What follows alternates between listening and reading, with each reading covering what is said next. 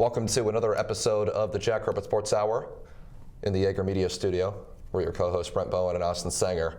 Fun show ahead of us today. NBA postseason is here. The play-in has already started. During and before we are recording this episode, so that, and then it's baseball softball season for SDSU athletics. The transfer portal is picking up people, letting players go, doing its thing as it's done the last few years. Then we'll talk some NFL. The draft is coming up next week, and then we'll get you on our way. Fun show ahead of us this week, but before we start with that, we'll take a moment to talk about an award that we received over the past week. We received an award of merit in the Sportscast Program Student Market Radio category at the Midwest Broadcast Journalists Association, the Eric Severate Awards last week. It's a 6-state region, North and South Dakota, Minnesota, Iowa, Nebraska, and Wisconsin, and it was pretty cool and an honor to receive that award. Yeah, definitely an honor to receive it. Let's talk sports now. We'll start with SDSU. Baseball took 2 out of 3 against Omaha last weekend. Really played very well. They climbed out of the cellar in the Summit League standings. They are at St. Thomas for a 3-game set here this weekend. Will be at Minnesota in a midweek as well. Then softball, they lost 2 out of 3 in St. Paul against St. Thomas last weekend. Currently, they're tied for second place in the league. It's been a long time since softball has lost a series. They lost 1 at Omaha at the end of last year, and other than that, it's been a few years since they had lost the series. The Tommies got the better end of the Jacks last weekend. Then SDSU women's basketball, they got hit by the portal about a week ago, losing Haley Timmer to Oklahoma State and then Jenna Hopp to South Dakota. Yeah, especially it's a big loss losing Timmer. You know, that's another starter for this team. You lost Byam and Paige Meyer to Tyson to graduation. Tyson Belaston to graduation. Yep. And then you lose Timmer to the portal. You know, it takes another starter off the team. So it's going to be very interesting to see what the starting lineup looks like next year. And then losing Hopp, who is a very good player going to your rival, USD. And I think what's good to know and hear about both these players leaving is that they both did it for basically did it to better themselves. I mean, Hopp might not have had a chance to crack the rotation, and she's still staying close to home. And Timmer was kind of an academic move. She's very good academically. She was like a second-team academic All-American this year, and she's going to get a better degree at Oklahoma State, something that more suits her, that SDSU doesn't necessarily have. That, then maybe a little more NIL money as well. We'll still have a chance to start for the Cowgirls next season. So, I mean, in the end, these student athletes are all doing something they feel is better for them, and are all great students, great athletes, and great people. So certainly wish them all the best as they move forward. Then the SDSU men, on the other hand, they were able to keep a good chunk of their roster on the team. Only Larson, Clough, Hadnot, and Wharton entered the transfer portal. Not that bad, considering it's not as bad as it could have been, considering that the entire staff from last year, except for 2 guys, left for Drake with Hendo. Yeah, when you saw Hendo going to Drake, you kind of thought, oh, he's probably going to bring in a little more players than what he did. He only brought Larson so far. Hadnot could get there as well. We don't know about Hadnot. But it kind of helps the Jacks with their starting lineup, you know, try to keep like the same team they had last year. Lose a couple guys to graduation as well, like Barnhart and Lindsay as well. And then we'll see if they lose anybody else to the portal. But we're at this point in mid-April where you'd think guys would be in the portal by now. So you'd think whoever is not in the portal yet from South Dakota State is not going to be entering. And we'll be back in the yellow and blue for one more season. Okay, it's time to talk some NBA. Postseason is here, but before we hit our playoff predictions, we need to talk about the Denver Nuggets and how they fired Michael Malone with 3 games left in the regular season. I mean, this year we've seen 3 in-season coaching fires from guys that have been a top 3 seed in the West. In Michael Malone's case, won a championship 2 years ago. The Kings firing Mike Brown early. The Grizzlies firing Taylor Jenkins back in March. And then Michael Malone getting fired with 3 games left to go before the playoffs. I mean, some crazy stuff. I mean, the NBA by far is the craziest league as far as firing coaches in the middle of the season. Yeah, it was I know you were very shocked when you saw that news. Shocked but not surprised. Yeah, and they also fired their GM. Fired their GM. So it's just an interesting move, like right before playoffs. Like I can understand like after playoffs if you lose or whatever, but firing them 3 games before the regular season, it was just interesting to see all the news about why he was kind of fired. There's like some some little things. So. Well, it's paid off so far for Denver, because since Michael Malone got fired, they went they went not on the road, 2 of them on the road, 1 at home. They went and beat 3 teams that all needed to win the game as for their playoff seeding. I guess not necessarily Houston, they were already locked into the 2, but Memphis needed to beat Denver, they didn't. And Sacramento needed to win that game for playoff positioning, and they couldn't win that one either. So they won 3 solid games, and even the Rockets, they played their starters normal minutes, and the Nuggets crushed them by 30 points. So they've responded very well since that, since that firing with interim head coach David Adelman, who's certainly capable of leading the franchise. I mean, the last 2 off seasons, ever since the Nuggets won a title, he has been getting interviews to be head coaches, and who knows, in the next couple of years, he could be an NBA head coach. So you've got an NBA caliber coach still leading the way as your interim. But the real test with postseason for the Nuggets, the Grizzlies, and the Kings, I guess, because the Kings are in the play-in. The Grizzlies are in the play-in as well. One of those teams could very well be the 8th seed, and then Denver has home court in the 4th seed. So, I mean, Denver was sitting at a 4 or a 5 when Malone gets fired. The Nuggets win 3 in a row to secure home court in the first round. So it's a pretty good way to wrap up your regular season.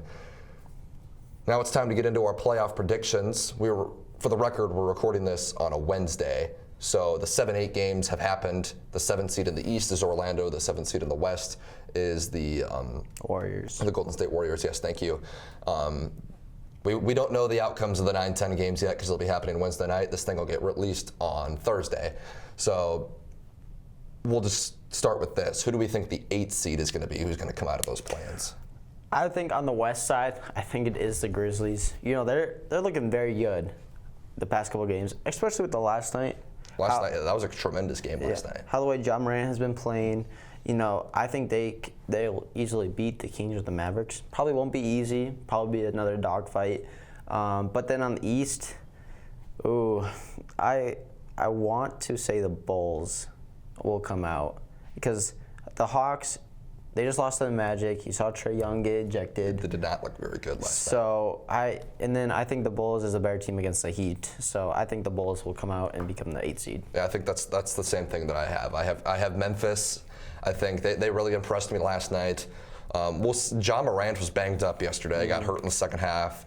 Desmond Bane is a baller. I wish he was on my team. Jaren Jackson Jr. didn't play great last night. Historically, hasn't been great in the playoffs. They're going to need more from him. Thought Edey did some good things. I think Sacramento could get them because Levine and DeRozan have been playing some pretty good basketball lately. Yep. And if they get hot, the Kings could go into Memphis and beat the Grizzlies.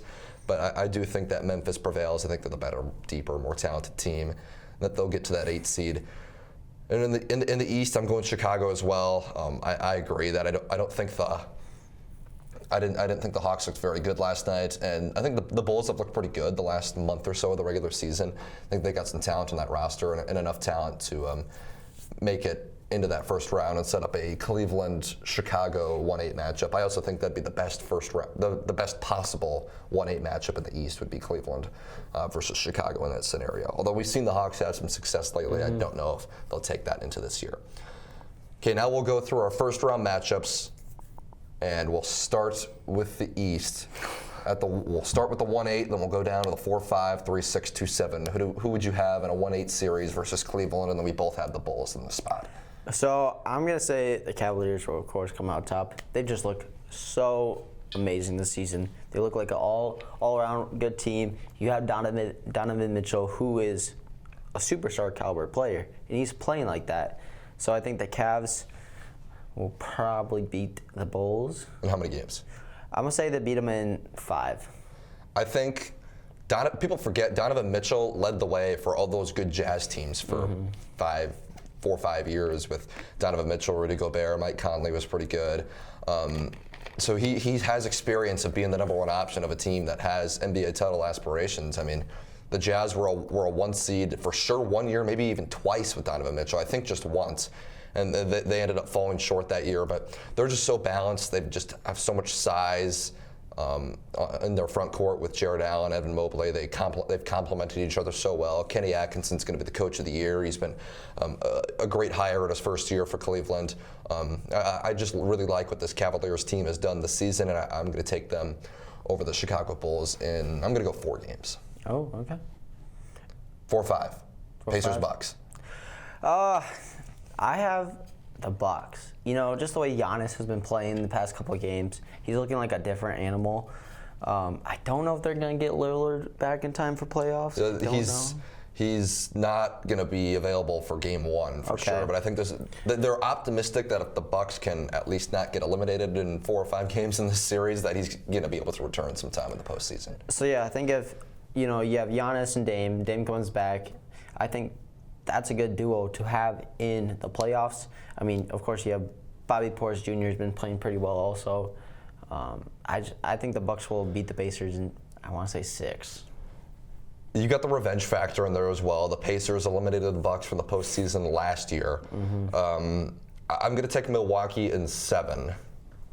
Dame being out certainly hurts Milwaukee, but they've also been playing well without him here over the past month. So I am going to take Milwaukee in 7 games. I just have a hard time seeing the Bucks losing in the first round 3 years in a row when you have Giannis Antetokounmpo in his prime. They made that trade for Kyle Kuzma as well, swapping him basically for Chris Middleton. That's helped them. They've gotten younger and more athletic and just a better skill set at this point in time between those two in their respective careers. So I'm going to take Milwaukee in a 7-game series over Indiana. All right, now to the 3-6 between the Knicks and the Pistons. See, this one I think will be the closest, in my opinion, for the East side at least. Okay. The Knicks, they have Cat, they have Jalen Brunson, 2 superstars on that team. They've been playing well, but then you have the Pistons, who were the worst team in the league last year, who's got a new head coach, and now they're a 6th seed in the playoffs. And I just think they've been looking really, really good. I have the Pistons winning in 7. Okay. I'm going to pick the Knicks in 5 here, actually. Brunson's probably not 100%. He's coming back from injury. But it's been a good ride for Detroit. But the one thing I see with Detroit is, okay, New York's got enough talent on the defensive end that if they just sell out on Cade Cunningham, saying, all right, we're going to stop Cade Cunningham and we're going to let anybody else on Detroit beat us, I don't know if Detroit would have an answer for that. Yeah. Because past Cade Cunningham, I don't think they have a legit second star for an option like you really need in the postseason. And therefore, I'm going to pick the Knicks in 5. I think they're going to have a bit of revenge factor from losing in the semifinals last year. They easily could have and should have won that game 7 against Indiana. So I'm going to pick New York in 5 pretty easily here, actually, to beat Detroit. I think Detroit probably wins a game at home, but I'm going to go New York in a 5-game series in a gentleman's sweep. All right, now to the 2-7, the Boston Celtics and the New Orlando Magic, who won on Tuesday night to get to that 7th seed. Celtics are a powerhouse of a team. They have so many superstars on that team. It's kind of crazy. So I think the Celtics will 4-0 sweep Magic. I'm going to go Celtics in 5. I think the one concern that people have with the Celtics right now is Jaylen Brown's health. He's not 100%. I think the Magic have a decent amount of perimeter defenders, but in the end, Orlando can't really score the basketball at a high level. They don't have enough elite scoring. Past Paolo Banchero and Franz Wagner, they don't really have that much. And I think that's going to hurt them. I mean, they're one of the best defensive teams in the league, but they're also one of the worst offensive teams in the league. And if you want to beat Boston, you're going to have to score with them. So I just don't see Orlando being able to make a huge threat to Boston in this series. I think there's a world where they could steal one game at home. So now we'll move on to the West. We both predicted Memphis would be the 8th seed. So now in the 1-8 matchup between the Thunder and the Grizzlies, who do we got? I have, pains me to say it, but I have Thunder winning in 6. I do think the Grizzlies will put up a very good fight against this Thunder team. Thunder team's still fairly young, so they lost last year, so we'll see what happens, but I do have Thunder winning in 6. I'm going Thunder in 5.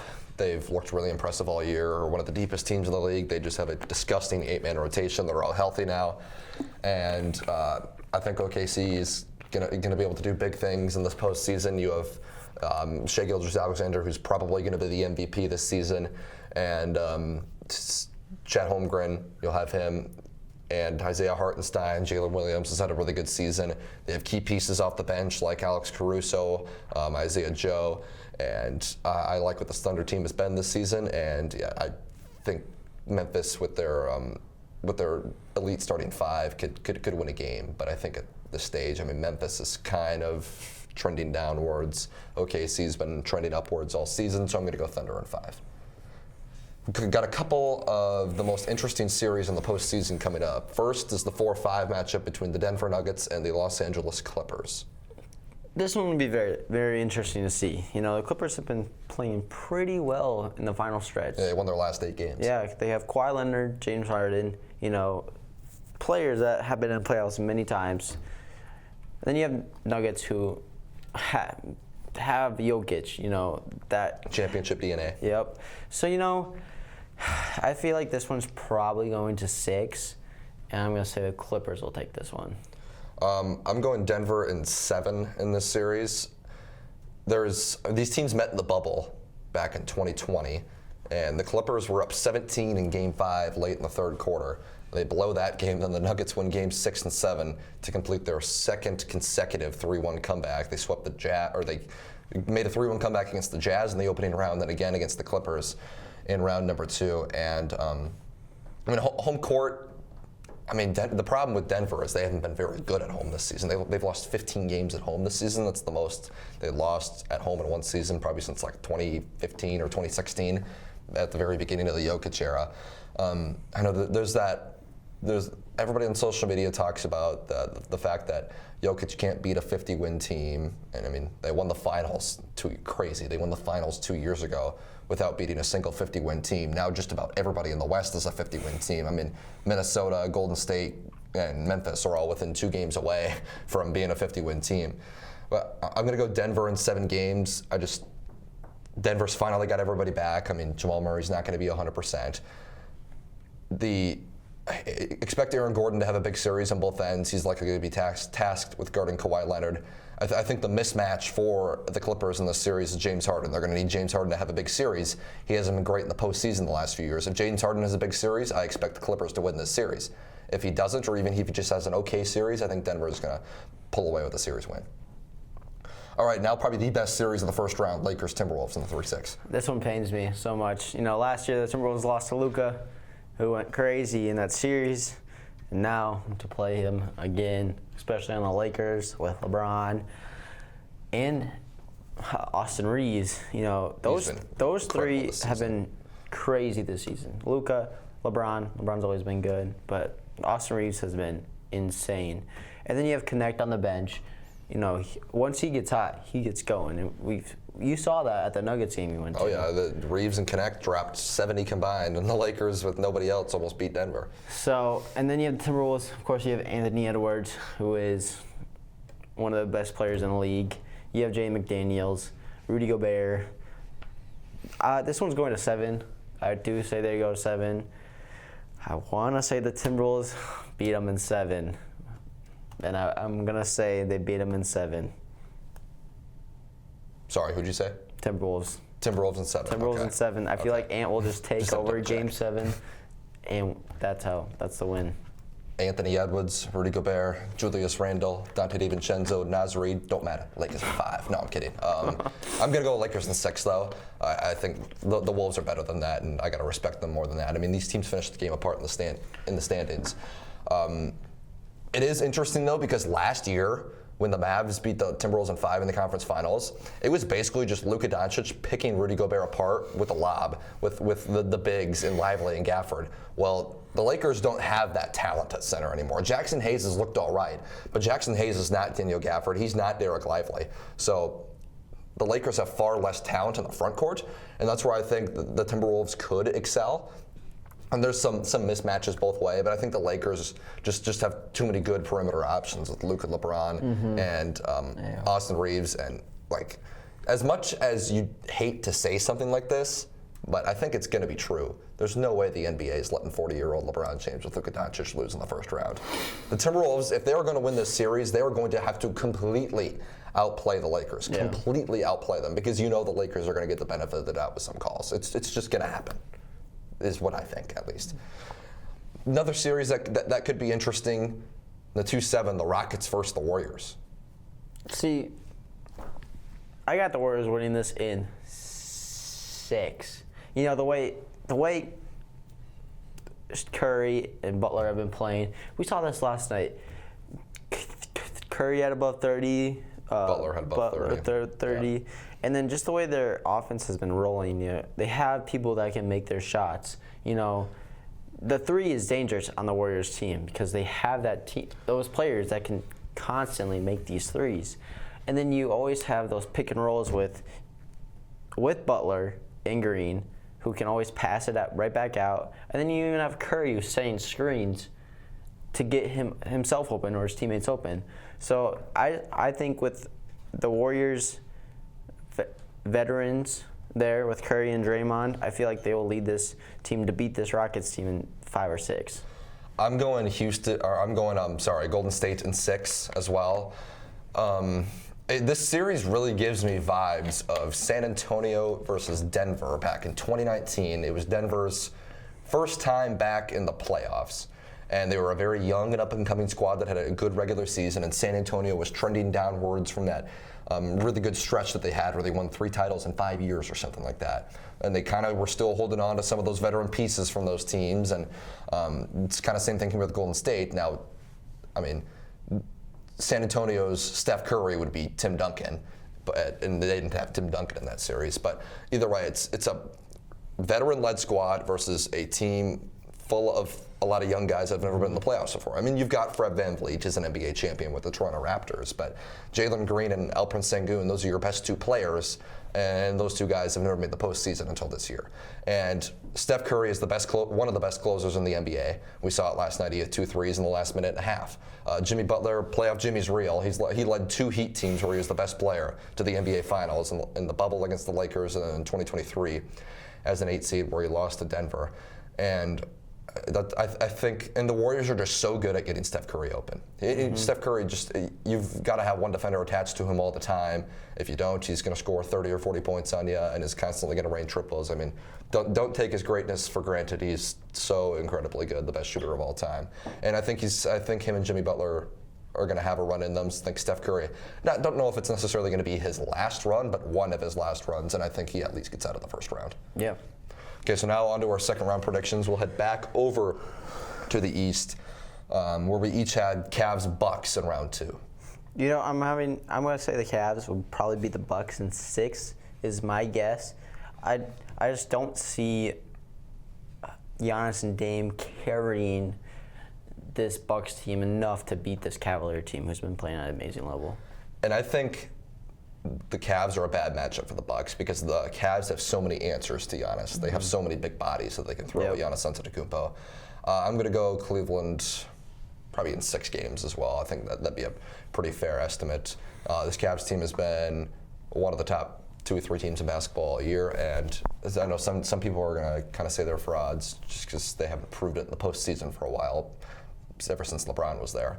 But I think I'm going to go with, I guess they had a decent year last year as well. But either way, I'm going to go with Cleveland to advance in a 6-game series win.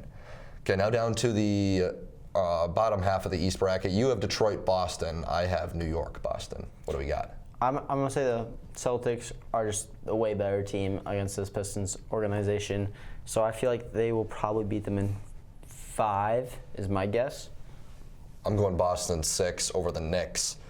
I think the Knicks could keep it an interesting series, but the Celtics are a way better roster. They have that championship pedigree by winning the NBA postseason last year, and I'm going to pick them to go back to the Eastern Conference Finals here in 2025. Now we'll switch over to the West. You have Thunder Clippers in round 2. I have Thunder Nuggets. What's your pick with LA and OKC? I'm still going to say that Kawhi and James are still going to be on a little roll from beating the Nuggets. And I think they'll lead this team to probably put up a good fight against this Thunder. But just the Thunder is just such a good team that I think the Thunder will win in 6. I'm going OKC in 6 over Denver as well. These teams split in the regular season. Denver has shown that they are capable of competing against Oklahoma City. But in the end, I think this Oklahoma City team, it's their second time around now in the postseason as the 1 seed. They lost to Luka and the Mavs in a 6-game series last year. I don't think they let that happen again against the champion Nuggets from a couple of years ago. And I think the Thunder are going to have answers for Jokic with Hartenstein, and then probably Holmgren roaming around the paint.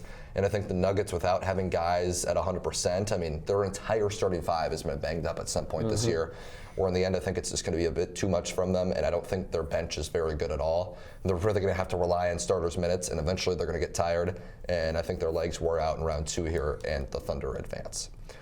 So in the bottom half, you've got Minnesota and Golden State, and then I've got Golden State and the Lakers. I'm changing my pick. I will say the Lakers are going to beat the Timberwolves. You can't do that now. You got to stay with the Timberwolves now. Fine, I will. But Warriors will win in 6. I'm gonna go. Sorry, you can explain why first before I. I'm saying that the Warriors are gonna go on this big run. Butler, like you said, playoff Butler is a thing. He led that Miami Heat team, and then you have Curry. Butler wants his ring very badly. Curry would always like another ring, so I'm thinking they will keep this train going, and I'll say they will beat the Timberwolves in 6. I know we've already established Steph Curry is one of the greatest players of all time, but you'd really have to start having some uncomfortable conversations if Steph Curry finds a way to win another ring here in 2025, especially at age 37 doing what he's doing. I'm going to go the Lakers over the Warriors, though, we'll go 7-game series because I don't think the Lakers actually are a great matchup for Golden State, and that's why I'm going to pick that to go to a 7-game series. But I think the Lakers just have too many weapons, and they just are much better coached than they have been the past couple seasons with Darvin Ham. And with the home court that the Lakers will have to in that series, with them being the 3, Golden State being the 7, I'm going to take LA to prevail and advance to the conference finals in a 7-game series win. Okay, now we'll go to the Eastern Conference Finals where we both have Cavs Celtics. I'm hoping the Cavs win. I don't want to see the Celtics in the finals yet again. So I will have the Cavs beating the Celtics in 7. I'm going Cavs in 7 as well. I think you're going to figure out where I'm going with this here once I pick the Western Conference Finals win. But I think we're in for an insane script here from the NBA. And I think, but in all seriousness, no, I think the depth that we've seen from, you just realized, the depth that we've seen from Cleveland all year. And they've been in the postseason consistently the past few years. And it's very tough to make an NBA Finals for the second year in a row, let alone win it 2 years in a row. We saw that with Denver last year, losing in 7 to Minnesota. It's very tough to go back-to-back. I mean, we haven't had a back-to-back champion since Golden State did it back in 17-18 after blowing the 3-1 lead in 16. So 17-18 was the last time we saw a team go back-to-back, but I mean, those Warriors teams were unfair with Steph, Clay, and Kevin Durant, Draymond Green. I mean, those teams were loaded, and no team like that has been as loaded since. So, and the super team era is kind of going away. Kind of went and gone in the 2010s. So I'm going to go Cleveland to get the better end of Boston, especially with Jaylen Brown if he's not 100% like some people claim he is. So I'm going Cleveland there. So now in the West, I've got OKC Lakers. You've got OKC Warriors. I have Warriors in 7. I'm telling you, this Butler and Curry-led team want this ring. And I'm going to laugh if they lose in the first round. You know that. I've been so high on them since they got Butler because they've just looked like a whole different team. I mean, yeah, they're 23-8 since acquiring Butler, one of the best records in the league. So I think having Butler and Curry on your team is a little unfair, especially in the playoffs because both players are very, very well, very, very good in the playoffs, and we've seen that multiple years. And I do think this Warriors team will make it back to the finals in 7. In my Western Conference Finals, I'm going with the Los Angeles Lakers over the Oklahoma City Thunder. The one thing I would be concerned about in that potential series is for the Lakers matching up with Shai Gilgeous-Alexander. I think you would see the Lakers have problems, and OKC has such a stacked front court with Holmgren and Hartenstein. The Lakers front court isn't nearly as strong with Hachimura and Jackson Hayes. But, I mean, listen, LeBron's 40 years old. He's the greatest player of all time. He's only got so many runs left in him. He's got Luka Doncic by his side, one of the best players he's ever played with in his storybook career. I think he's got a strong enough supporting cast. Austin Reeves has been phenomenal, the best number 3 option in the league. Rui Hachimura has been one of the best role players in the NBA this season. And we've even had some guys contribute off the bench that if they can get some boosts from their bench, I think that they could make a deep run at this. And I'm going to pick the Lakers to beat Oklahoma City in a 6-game series to advance to the NBA Finals, to where LeBron will be playing his hometown and former team in the NBA Finals, which I think would be a peak series. So now to our NBA Finals predictions. You've got the Warriors and Cavs, blast of the past from the 2010s, and then I've got Lakers Cavs.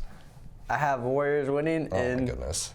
6. You know, I'm very high on this team, and I just think I'm a very big Curry fan. Curry's one of my favorite players, and I want him to get another ring, so I think he's going to do it this year. Did we all go through our Steph Curry fandom era when we were like 12 years old in like 2016? Curry.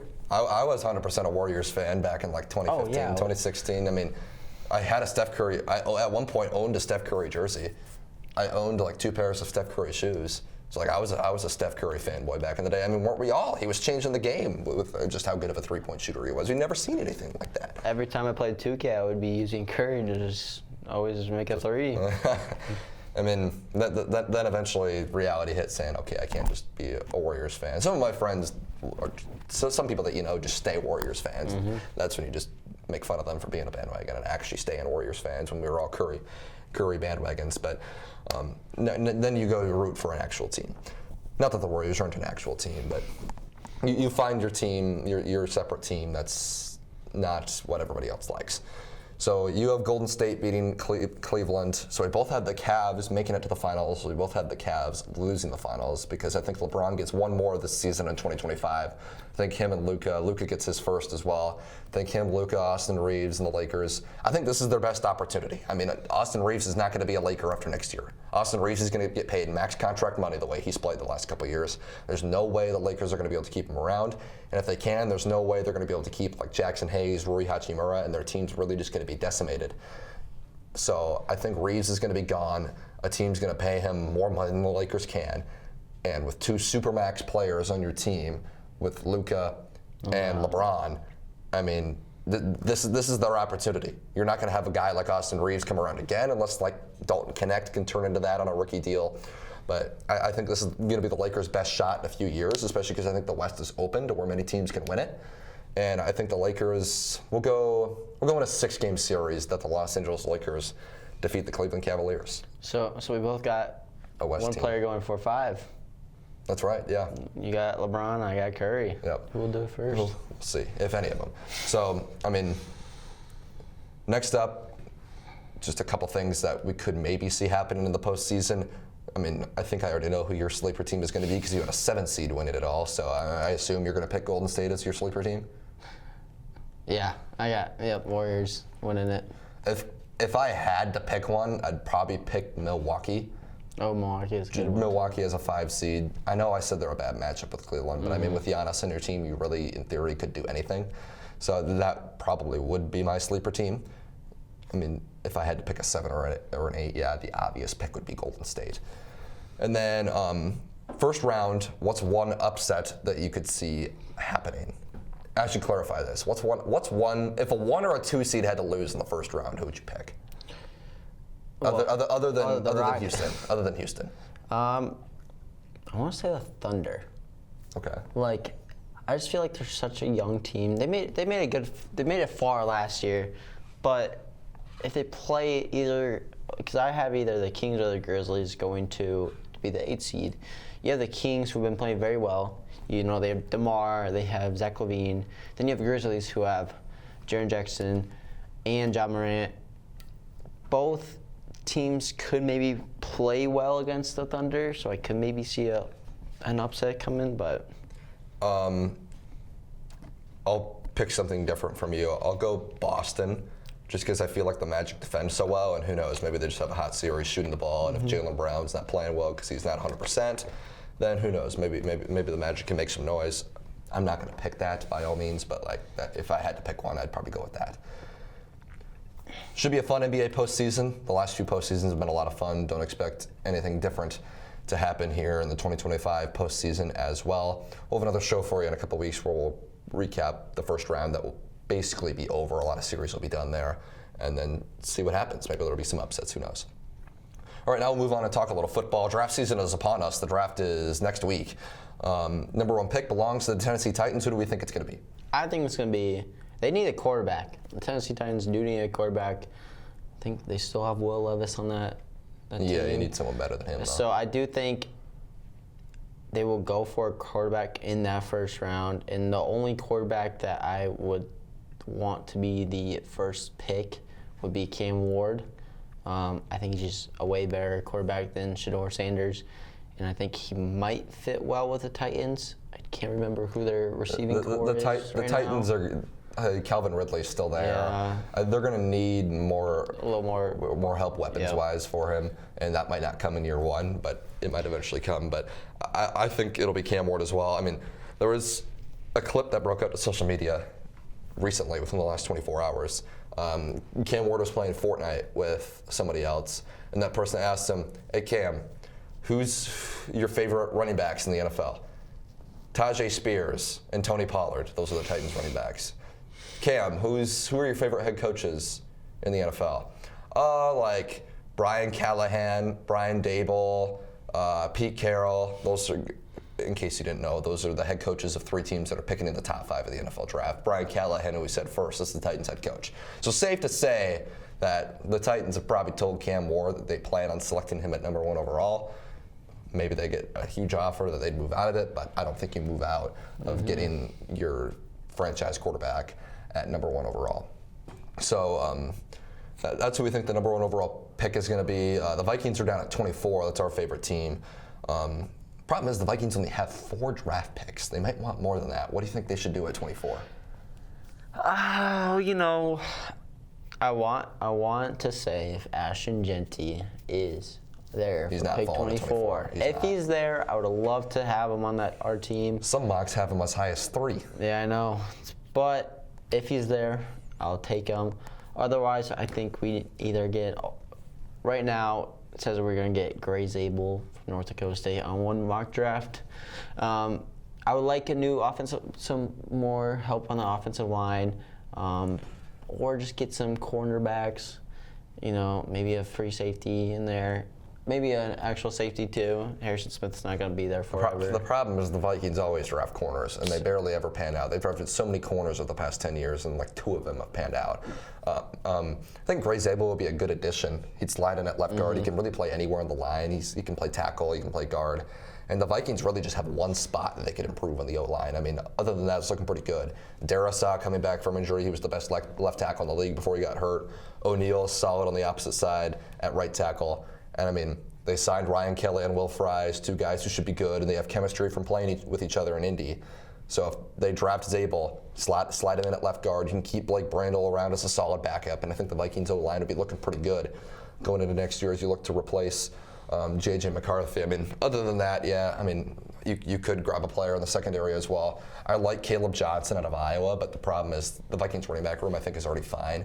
They brought back Aaron Jones. They traded for Jordan Mason. That's 2 pretty good running backs. I did forget about Jordan Mason. Ty Chandler's still around. So they've still got some guys in the running back room where I could see a world where the Vikings maybe take one late. But I also think another option could be trading back from 24 because I just mentioned they only have 4 picks in this upcoming draft. So you could trade back, get some more picks to where you have 6 picks in the draft instead of 4, so you can rack up some depth. So draft is next week. We'll recap that for you on the next show. Couple big news items in college football over the past couple days. Colorado, they're going to be retiring Travis Hunter and Shedeur Sanders jerseys. What do we think of that? I think it's crazy. I can understand Travis Hunter. He won the Heisman. He's playing both sides of the ball. He had great seasons at Colorado. But Shedeur, I don't think he's done enough to have his jersey retired. I've seen former Colorado players saying this is stupid and dumb, and I have to agree with them. I just don't think he brought popularity to Colorado. He's gotten them tons of money, but I just don't think it's the right move for Colorado. I mean, yeah, Travis Hunter won him a Heisman, so I think that's valid. He played both sides of the ball. But the problem with Sanders is, like, Colorado was never great. They missed a bowl game in year 1. They had a decent year this past year, but I don't think enough to retire a guy's jersey. So I'd agree with you in that scenario. And then more NIL transfer portal craziness. Nico Iamaleava, there we go. I think I got it right the second time. Entered the transfer portal because Tennessee, they wouldn't give him enough money, and the money that he demanded and thought that he was worth. Now, he's entered the portal with a do not contact tag. He's stuck in no man's land, it seems. His market is not as strong as he thought it maybe would be. So what are your thoughts on Nico entering the portal? See, just so everyone knows, he was getting paid like $2 million before. That's a lot of money. Wanted more. And he wanted $4 million in a year. I think Tennessee did the right thing, letting him go. If you're having, he didn't even have that good of a season last year to be worth that much money, and he I don't know what the Arkansas game maybe was it where he. The Arkansas game, he was terrible, and made some game-losing decisions in that game. So I don't think he was worth the money. I don't think any college player is probably worth that much money for a year. But I just don't know about all that NIL anymore.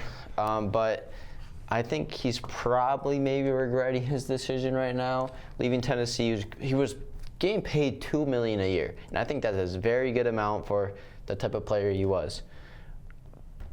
Plus Tennessee's going to develop you. Yeah. More than probably any other school he's going to go to now. Yeah, because Tennessee's probably going to make the playoffs yet again. Probably.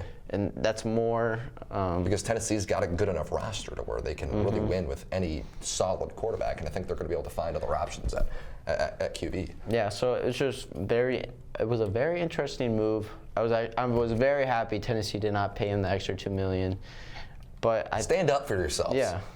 I just think it was an interesting thing to look at now with NIL and how crazy it has gotten this past year. It's just the wild. It's just the Wild West, and I mean, we talked about it on the show a couple weeks ago on what you could do to limit and try and fix the problem, and we gave a couple suggestions. But I mean, yeah, it's just chaos right now, and I think good for Tennessee, and we'll see if. Because I mean, I saw his offers. His interests were like Tulane, North Carolina, and UCLA, and now like Tulane's backed out of it because he's being owed too much money. North Carolina's starting to have second thoughts about maybe backing out of it. UCLA is still an option. I mean, Nico's from California, but I mean, UCLA for him, that's a big downgrade from Tennessee. And I mean, I don't understand it. Maybe a school like USC, but I think USC still has options at quarterback. Maybe he sits. I know teams are like waiting for him to go on a sale. We're talking about college athletes going for sale for like that. That's what this has come to. We're waiting for athletes to cost a cheaper amount so we can maybe go get them. I mean, that is just absurd. I just don't think no team is going to pay $4 million for him. I think he's going to probably get less money than what he was getting at Tennessee. Probably. Yeah, it's craziness right now. We'll see what happens, and it'd be kind of funny if he ended up at like a Group of 5 school. That'd actually be hilarious because it would probably lower the egos of some future college quarterbacks saying, "Well, the grass is greener where you water it, not on the other side." We'll see how that story unfolds here in the next few weeks. The Final Four was a couple weeks ago, but we'll talk about it briefly here before we wrap things up. In my opinion, I would assume yours would be a similar one too, but I think that was one of the best Final Fours I've ever seen. Are we talking about the men's Final Four? Yeah. Not the women's. The women's was not good. Yeah, you know, the Duke versus Houston, was it? Duke versus Houston. Yep. We were watching that. That was a very good game, and because Houston came back and what was it? They went on an 8-0 run in like 13 seconds to take the lead. Yeah, it was a crazy game, and I was upset because I had Duke winning and all. But it was a really good game, and then Florida versus Auburn. That was good. That was also another good game, and then the Florida versus Houston game was a little bit like everywhere. An anticlimactic ending. Yeah. Because Houston didn't end up getting a shot off, but a good game. It was a very good game. Came down to the wire. You know, like we said, nobody got the shot off, but it was a very good game to watch. I kind of wanted Houston to win. I think Kelvin Sampson, his time is about due to pick up a national championship. He's probably only got a few seasons left as a head coach, but good for Florida winning it as well. I mean, 2 years ago, they weren't even a tournament team. Last year, they lost in the first round. Now this year, they're national champions. I mean, Walter Clayton's a stud. Didn't have his best national championship game, but hit some buckets, scored some points when his team needed him to, and Florida ends up coming away with the championship. Capping off one of the best Final Fours that we have ever seen. I think that goes that's up there with the 2017 Final Four where Villanova beat North Carolina on that Chris Jenkins buzzer beater. I'm trying to think, Kansas, Duke maybe were the other two teams that were in the Final Four. I'm not 100% sure. And then maybe Gonzaga was in there as well. So, but either way, that was a good Final Four. But I think the 2025 Final Four was just as good, if not better. That'll wrap things up for us for this week's episode of the Jackrabbit Sports Hour. Thank you for joining us. We'll be back in a couple of weeks for what will likely be our final episode here of the 2024-2025 school years. And Brent Bowen and Austin Sanger, your co-hosts, signing off, and we'll see you in a couple of weeks.